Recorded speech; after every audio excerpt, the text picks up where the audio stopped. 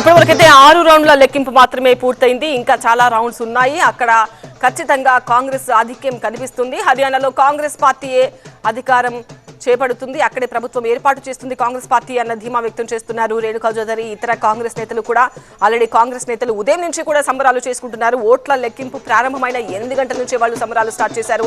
దానికి కారణం నిన్న మొన్నటి నుంచి కూడా చాలా ఎగ్జిట్ పోల్స్ అన్ని కూడా హర్యానాకి అనుకూలంగానే అక్కడ ఎగ్జిట్ పోల్స్ తీర్పు చెప్పాయి. అటు జమ్మూ కాశ్మీర్ లో కూడా హంగ్ ఏర్పడొచ్చు, లేదంటే కాంగ్రెస్ కూటమికి అధికారం రావచ్చు అన్న ఎగ్జిట్ పోల్స్ అంచనానే నిజమయ్యేటట్టుగా అక్కడ కనిపిస్తోంది. అక్కడ కాంగ్రెస్ ఆధిక్యం కొనసాగుతుంది. హర్యానాలో మాత్రం ఉదయం నుంచి కాంగ్రెస్ ఆధిక్యం కొనసాగినా కూడా మధ్యలో ఒక్కసారిగా మళ్ళీ బీజేపీ పుంజుకొని బీజేపీ చాలా స్థానాల్లో ముందంజలో కనిపించింది. ఆ తర్వాత మళ్ళీ ఆ ఆధిక్యం అనేది దోబూచులాడుతుంది. ఇప్పుడు బీజేపీ కాంగ్రెస్ హోరాహోరీగా అక్కడ పోటీ మనకు కనిపిస్తోంది. వినేష్ ఫోగట్ హర్యానా ఎన్నికల్లో జులానా అసెంబ్లీ స్థానం నుంచి వినేష్ ఫోగట్ ఆమె కూడా ముందంజలో ఉన్నారు. 4000 ఓట్ల ఆధిక్యంతో వినేష్ ఫోగట్ ముందంజలో ఉన్నారు.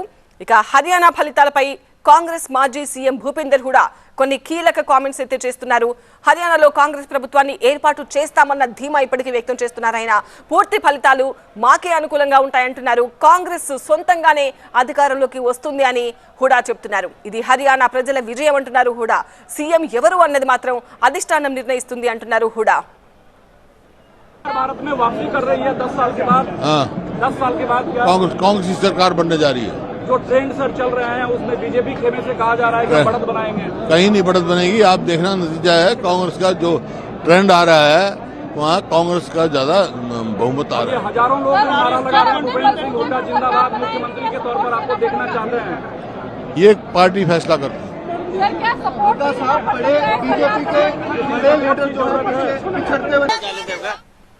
ఎన్నికల ఫలితాలపై కాంగ్రెస్ సీనియర్ నేత శశి థరూర్ కూడా కొన్ని కామెంట్స్ చేశారు.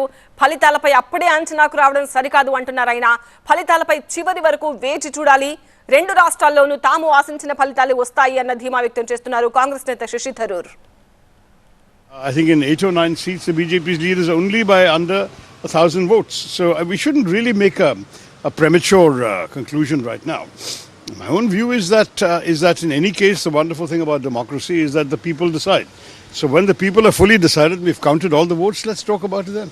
At the moment, they seem to be leading in a majority of the seats, which is a genuine surprise. Certainly the entire exit poll industry must be in deep disgrace, but that's not something we can say much about right now.